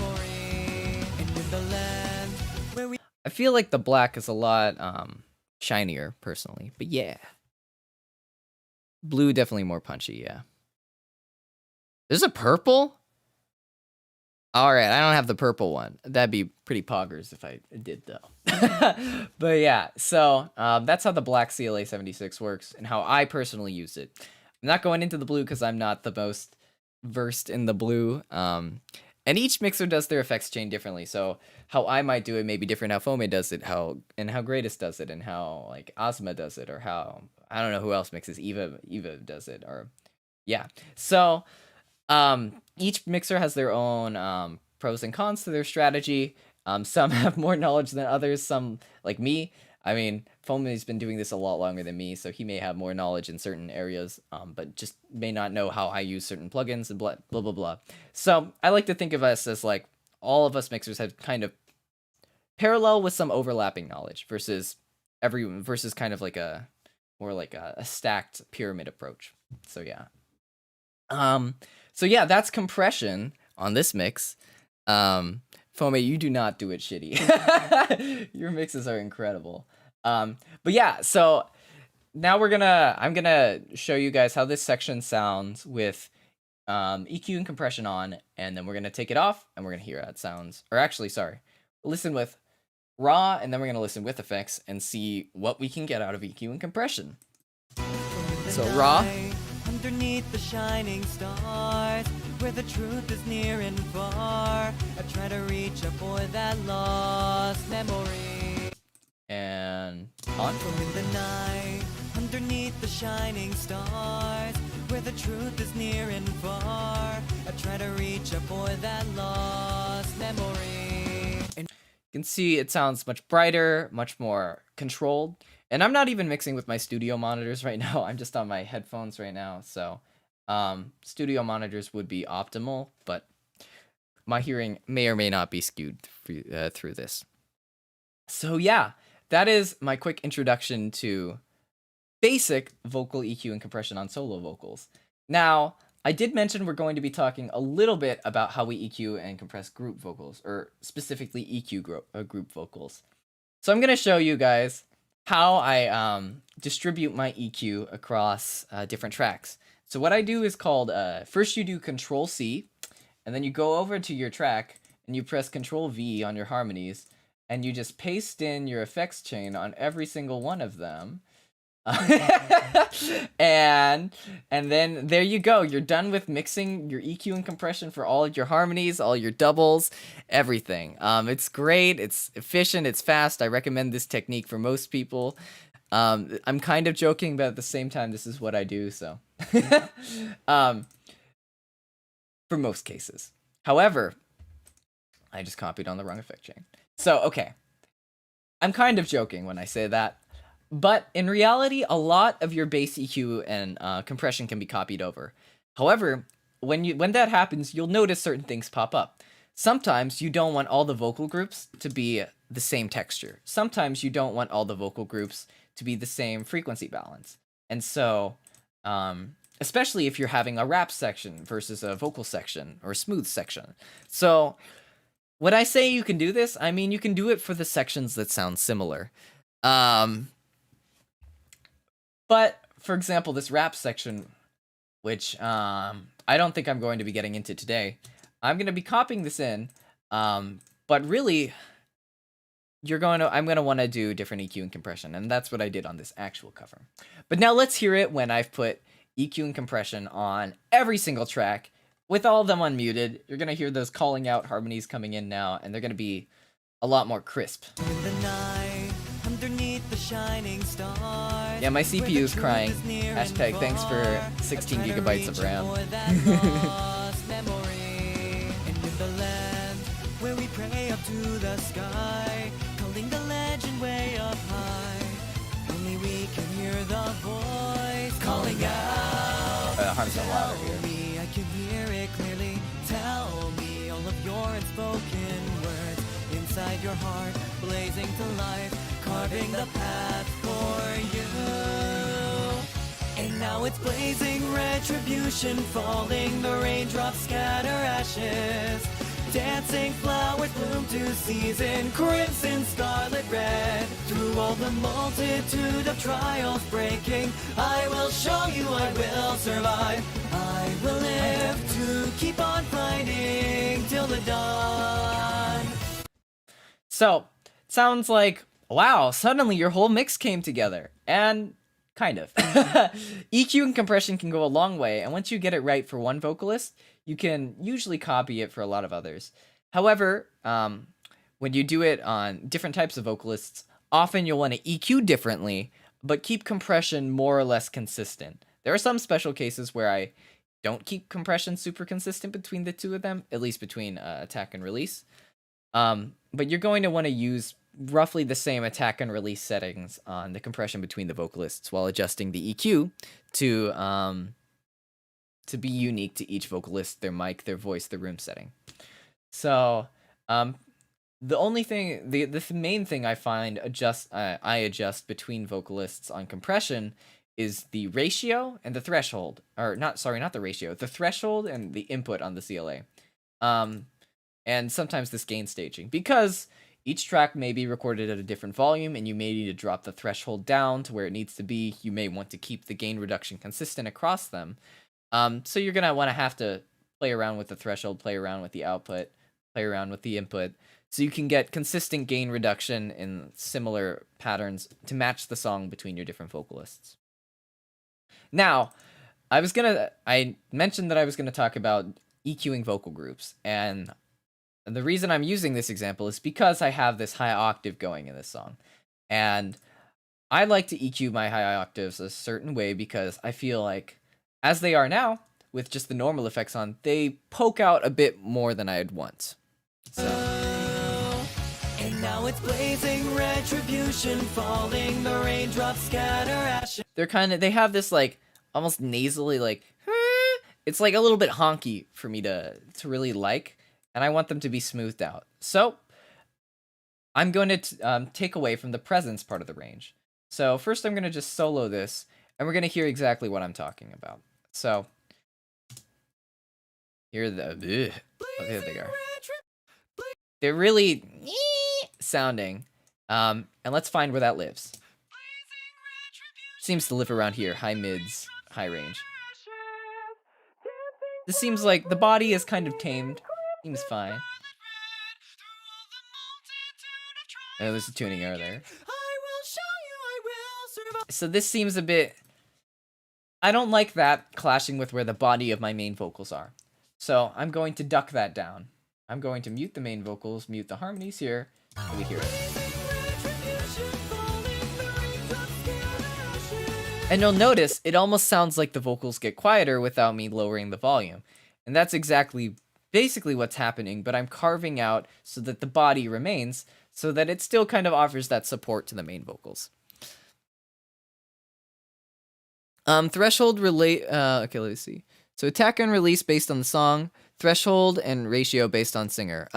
Threshold, it's really about, the gain reduction has to be consistent across the different vocalists. And so, because different people record on, different volumes, or sometimes there's different consistencies between them, you have to adjust the, threshold so that the gain reduction is consistent across vocalists. That's my take on compression across multiple singers. And yeah, so let me see if I missed anything in the chat. So yeah, I'm okay. Back to EQing this group of vocals. So they should be less honky now. They sound more like the background now. So off, on, and let's play with the main vocals and see how that sounds with it on and off. So this is with the EQ off. Now it's blazing retribution, falling, the raindrops scatter ashes. On. Dancing flowers bloom to season, crimson, scarlet, red. And I almost want to take out a little bit of the body actually, and maybe bring in a little bit of that. It's really to taste. Personally, that's how I listen. Now it's blazing retribution, falling, the raindrops scatter ashes. Dancing flowers bloom to season, crimson, scarlet, red. Through all the multitude of trials breaking, I will show Let's see how this you sounds. I will survive. I will live to keep on fighting. I think they're sticking out a little bit. So I'm gonna bring that back down here. Now it's blazing retribution, falling, the raindrops scatter ashes. Dancing flowers bloom to. They're just adding a little bit of texture. And so let's add in the harmonies and hear how that sounds in relation now. Now it's blazing retribution, falling, the raindrops scatter ashes. Actually, specifically, let's add in the high octave harmony. Now it's blazing retribution, falling, the raindrops scatter ashes. Dancing flowers bloom to season, crimson, scarlet, red. Through all the multitude of trials breaking. So they seem in the back, which is where I want them. To me, that's my approach for EQing groups of vocals. Also, what I didn't explain properly, I don't think, I'm using a folder here so that all the tracks in the folder are affected by the effects of the folder. Also, thanks for tuning in, Gauss, Guess Gauss, and It's Pooty, I guess. Yeah. So that's I hope you all learned something. But yeah, that's how I accomplish EQing groups of vocals. I group them with folders and then I EQ on the folder. You can also use what are called bus tracks, but I use folders most of the time. So bus tracks will probably be covered in a different lecture. So yeah, that's how I EQ this. Now, how do I EQ the harmonies? Well, let's listen to see what the harmonies need first. And now it's blazing retribution falling. I feel like there's a little bit of body in there, a little too much.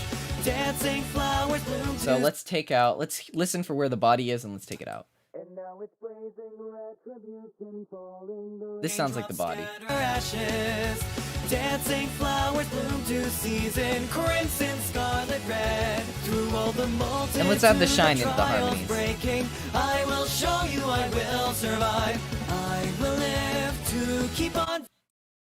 And what I'm listening for is the shiny, but not the air, but the shine. So air, or no, shine, air. And I want this in here. And now it's blazing retribution falling, the raindrops scatter ashes. Dancing flowers bloom to season, crimson, scarlet, red. Through all the multitude of trials breaking, I will show you I will survive. I will live to keep on fighting till the dawn. Okay, so cool. I feel like I'm pretty happy with how the balance of that EQ and compression sounds. And for me, I'm gonna say this is good. This is EQ and compression done for this song. So that pretty much wraps up my demo on this song. If there is a demand in the chat, I can work on a second song I have as backup. But otherwise, this is kind of my standard cookie cutter approach, or maybe not cookie cutter, but standard technique approach to EQ and compression for a song. The other demo is about, it's a Chinese duet, well, a Chinese song translated to English, with a high octave vocalist. So there's a little bit of working around their mic quality being different. So if you guys would like to see that, I can go into this a little bit. But the stream's already gone an hour and a half, which is pretty long, and I don't want to hold anyone too long because watching through these streams and the after can be kind of tedious. So just give me a shout in the chat if y'all want me to keep going, or if we want to stop it here today. Do I compress harms? That's a good question. Aside from the initial compression, like that I do standard across the harmonies, generally I won't be doing anything special in the harms. And the reason for that is I personally like my harms to breathe more, and harms bus. Yeah, the harms as a whole. Yeah. Personally, I like my harmonies to breathe more, but in certain cases where, say, I'm not doing doubling and the harms are kind of sticking out or they're not flat or fat enough, I will do compression. It's just the way I usually do harmonies for my solo covers, or like in the most recent mixes I've done, I haven't needed to compress the harms. Or the harms as a whole bus, sorry, to make that clear. Yes, I copy and paste this the same compression and EQ, but compressing the entire group of harmonies as a whole is generally not what I do. And also part of that is because I do doubles on my tracks. So I have one panned left, one panned right. And I like having those have their own emphasis in each ear.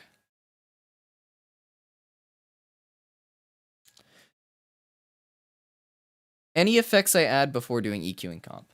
For most mixes, not usually. Personally, I don't know. Some people might do saturation. I like putting saturation later. That's just my experience with it. I do denoise if I need to, but I consider that more like cleanup versus versus an effect personally. Yeah. So yeah, usually I used to do de-essing first until I realized I want to put de-essing later, because when you de-ess initially, it's just going to get brought up with compression again, and you're going to need to de-ess more. So you might as well de-ess after or de-essing as in cutting out the S sounds. I should clarify, like when there's S sounds, you can use a de-esser to cut down those and make them less harsh. So I usually use either a multiband or a de-esser or both after initial EQ and compression to tame any S's. But yeah, some people like squishing the harms more, but for my voice and for the mixes, because I mostly learned to mix predominantly with my voice and mostly other covers, other collabs that involve my voice. Personally, I just haven't really experimented with compressing the harms. One thing I do though, that's I don't know if anyone else does this, and this is kind of beyond the scope of basic EQ and compression that I was going to talk about in here, but I'll feed all of the entire vocal bus through a punchy compressor so that when groups of vocals occur, it evens them out. For example, you might notice in chorus mixes, a lot of vocals coming together, and you're mixing and suddenly you're blasted in the ears by like 50 people singing. That's an overstatement, but like 8 people singing. I put instead of putting a limiter, which some people do to make it too crunchy, I like to put just a compressor later down in the chain, compressing the vocal bus as a whole to control everything as a whole. And I feel like it brings the vocals as a whole more forward than they are right now. And it lets them sit nicely in the mix as a whole versus just individually. It's almost like a pre-master on the vocals instead of mastering the whole track. That's how I like to see it. But yeah, so let's see. I'll check in the chat. Does anyone want me to go on to the other example? Yeah, let me type in the chat. Does anyone? Do you guys?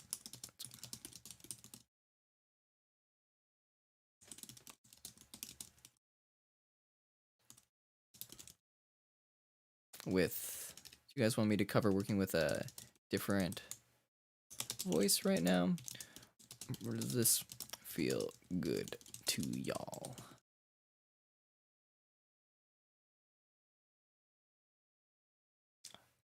Partially, I kind of just want to advertise this cover since it's so good, but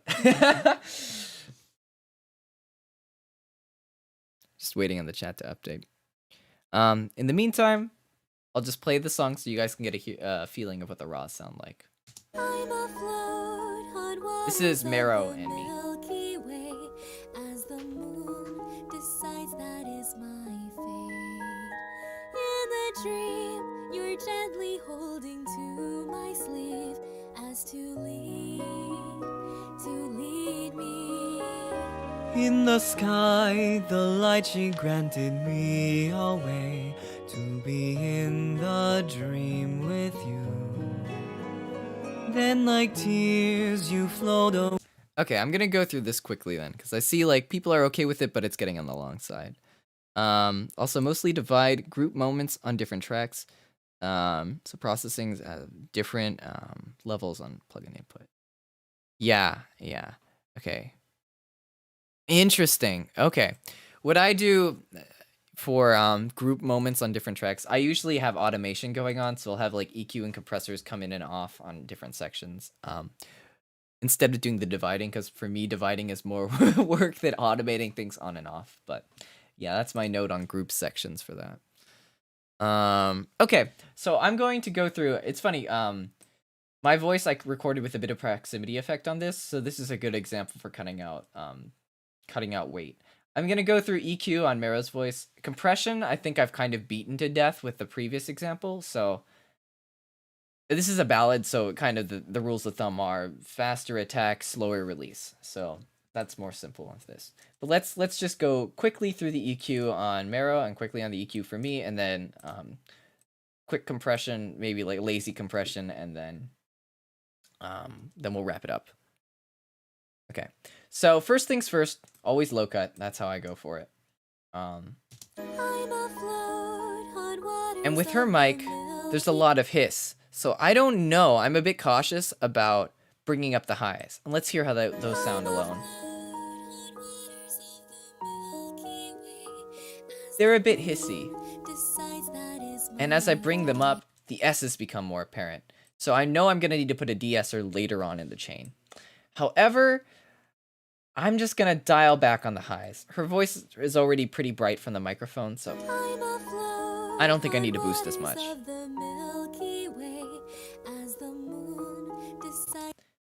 And now I think it's time to go frequency hunting. I've done my high boost, I've done my low cut. Let's go hunting. So let's see what there is. Overall, it sounds pretty balanced for now.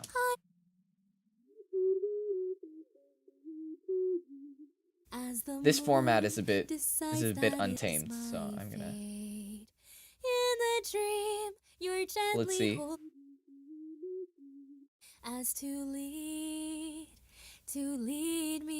So this spot sounds like a problem section, so we're gonna dip it by 2 dB, and we're gonna hear what it sounds like before and after. That's the wrong track. That's it? Yeah. So dip, or no dip. I feel like that made her vocals a bit too thin, so I'm gonna bring this down. You're gently holding to my sleeve as to lead me. And that sounds a little bit more balanced. If I cut too much, it's going to cut out the body for her vocals there. And let's see. Usually I look for something in the nasal resonance around here, so I don't know if that's the politically correct term. Let's look for it. Oh yeah. There's a lot of it sounds like a scraping sound. Let's bring it down a little bit. And hear it. As to lead me. I'm afloat on waters of the Milky Way as the moon decides that is my. And now I'm thinking, well, that frequency sounded pretty piercing, but it's making her voice almost too thin. And that's kind of the trouble with some microphones sometimes. So I actually like the body that comes in from this nasal resonance. So I'm actually not going to cut it here. I'm going to leave it in. Let's see if there's anything here. This is a nice range. How does it sound before and after? Okay. So for this one, I found, okay, she sounds nice, but let's hear what happens if I boost her presence. And personally, I feel her presence sounds better when I boost this up. No presence? Presence.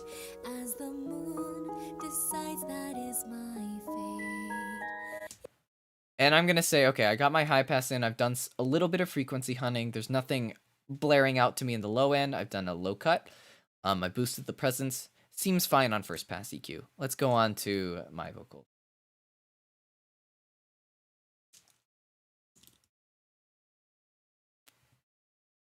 So first things first, we'll do a low cut. In the sky. First notice, the bass is super heavy on that note, so I'm going to cut this down a lot. And first I need to find where it's coming from, so let's poke around.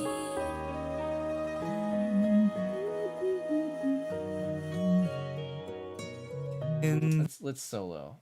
Let's solo this over here. Let's solo this. Yep, that's bulky. Let's make it see how wide it is.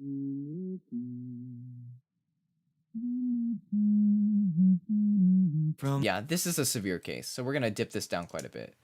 In the sky, the light she granted me away. Sounds better already. To be in the dream.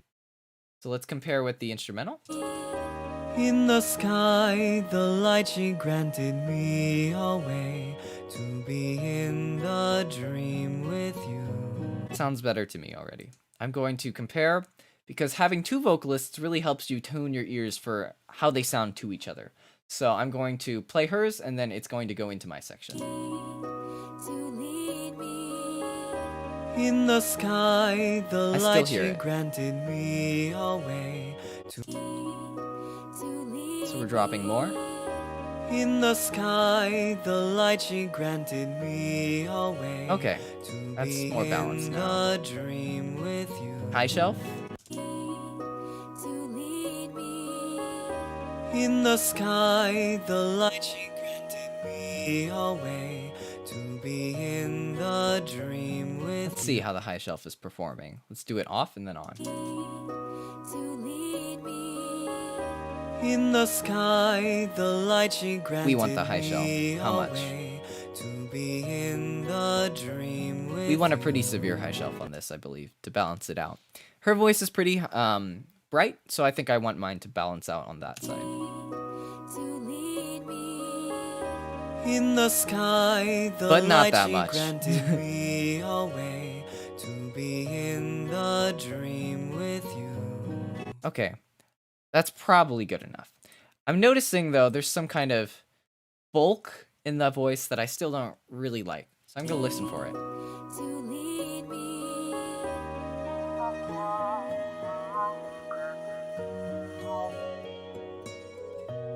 A dream with you. Where is it? To lead me.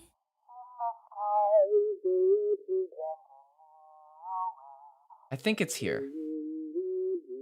With you. And let's see if this does it. Then like tears you flowed away from out my To lead me. In the sky, the light she granted me away. To be in the dream with you. It's pretty subtle. It's hard to tell.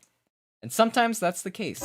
In the sky, the light she granted me away. But I think that even though it's less full, I think it makes it more balanced sounding. So that's why I'm going for that. Let's see if this nasal frequency is a problem. The light she granted me away. To be in the dream with you. I like that. Then like tears you flowed away from out my life. How I've I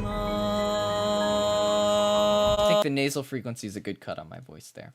Okay, so now we've EQ'd, we've roughly speed EQ'd both of these vocals. Because of time constraints, I think, let's see.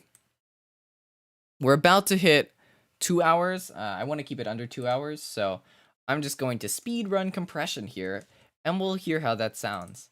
The issue is when you speed run things, sometimes you don't get them right.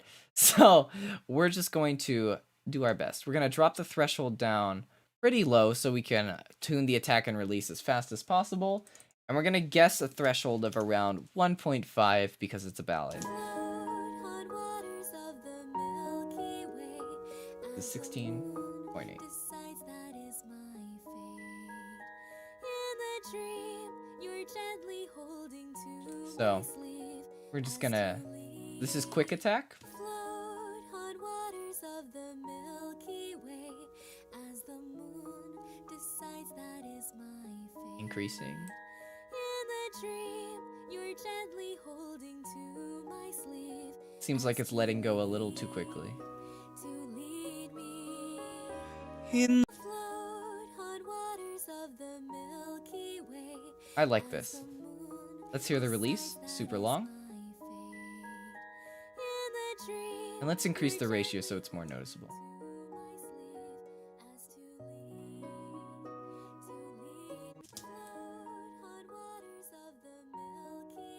Still way too long on the release.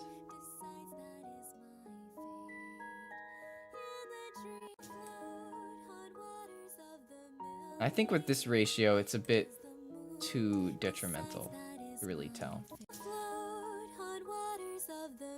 To me, what stands out is quick release, so I'm gonna increase this.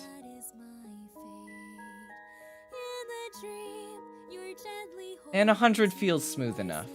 Let's adjust the ratio back so it's compressing the body mostly around 6 dB. In the sky, Dear God, that's loud. And now, how do we compress the main vocals? Well, or the male vocals here. Let's listen. And we're gonna keep the attack and release around the same. Clearly the volume's very different. Notice I'm not doing gain staging here. Don't do that. Please do gain staging. I'm speed running this.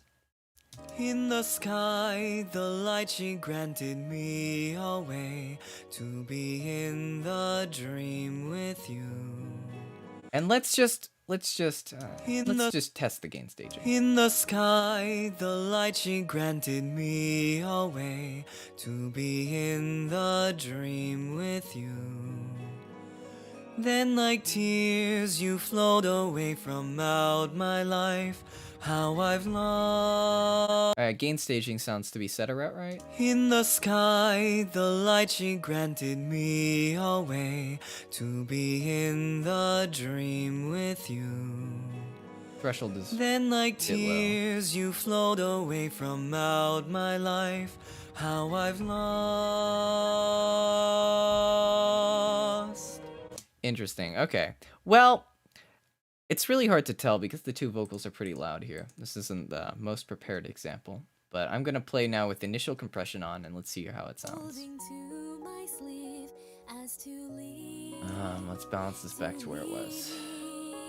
18. In the sky, the light she granted me away to be in the dream. Let's match her volume. is my fate.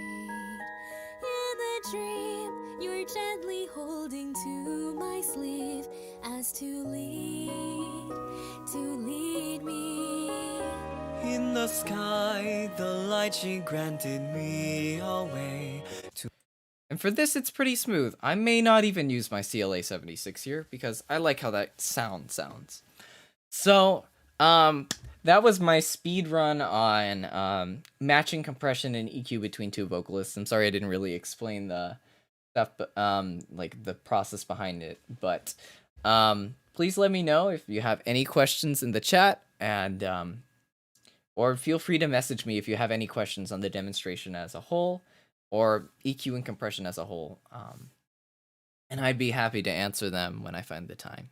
But yeah, so I'm gonna open it up to. I've been answering questions this entire time, but I'm gonna open it up to any last-minute questions before we close out the stream around 4, if that works for people. Poggers, yeah. Poggers.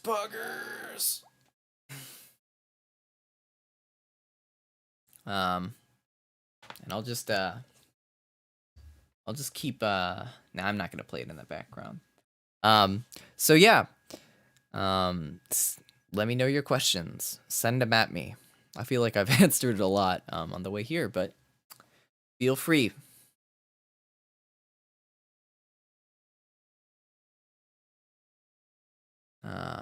We'll hold on for about the last 3 minutes.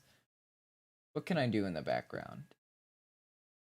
A good thing, I guess a fun thing I can show you in the background is compression on group vocals. So, what I like to do is I like to compress group vocals to let them sit on top of the mix. This is by no way on the midterm, no way as part of the course learning. This is just a fun, more advanced technique that I can show you. Personally, I like this preset here. You don't always have to mix with presets, but I like this preset. And it's just going to compress the groups as a whole. Okay, is gain staging just to match the volume that gets lost during compression? Yes, gain staging is both to match, well, it has multiple purposes. You can use it to match the volume lost in compression, and you use it as a listening tool to kind of double check. So when you turn on the compression, turn off the compression, you can hear exactly what the difference is, ignoring any change in volume. So because if suddenly it's getting louder between the two settings, it's kind of hard to tell the effect of the compression when your ears are getting blared out. Or if it gets significantly quieter, it's really hard to hear comparatively. But yeah, presets, I do agree with presets are a good start. But sometimes you want to tweak them a bit. So for example, I'm gonna throw this control preset on here, and we're gonna see how that sounds. Retribution. We want to hear the transition between the group section and the non-group section. Inside your heart, blazing to life, carving the path for you. Alright, we want to gain stage this. And now it's blazing retribution, falling inside your heart, blazing to life. Wow, I guessed that right. Path for you. So let's hear the difference. Inside your heart, blazing to life, carving the path for you. On. Inside your heart, blazing to life, carving the path for you. Inside your heart, blazing to life, carving the path for you. I feel like this is Inside making your it heart, quieter. blazing to life, carving the path for you. Inside your heart, blazing to life, carving the path. What I want to do, I want to increase the volume of the vocals going into. How do I do that? All right, actually, it's 4 p.m. So I'm just gonna say I slap this on there, and it crunches the vocals a little bit. And in this now it's section. blazing retribution, falling the raindrops scatter ashes. Dancing flowers bloom to season, crimson, scarlet, red. So that's just a fun way you can use compression on total groups of vocals. If there are no more questions, I'll be wrapping it up then here. And once again, thank you all for coming. I hope each person was able to take at least something away from this, and either like, oh, this is how I do my effects chain, or this is an actual way to use this technique if you're unfamiliar. So yeah, I really hope this was helpful. I hope everyone's gleaned something from it, and yeah, thank you all for coming. See you hopefully again some other time. All right. Stream is ending now.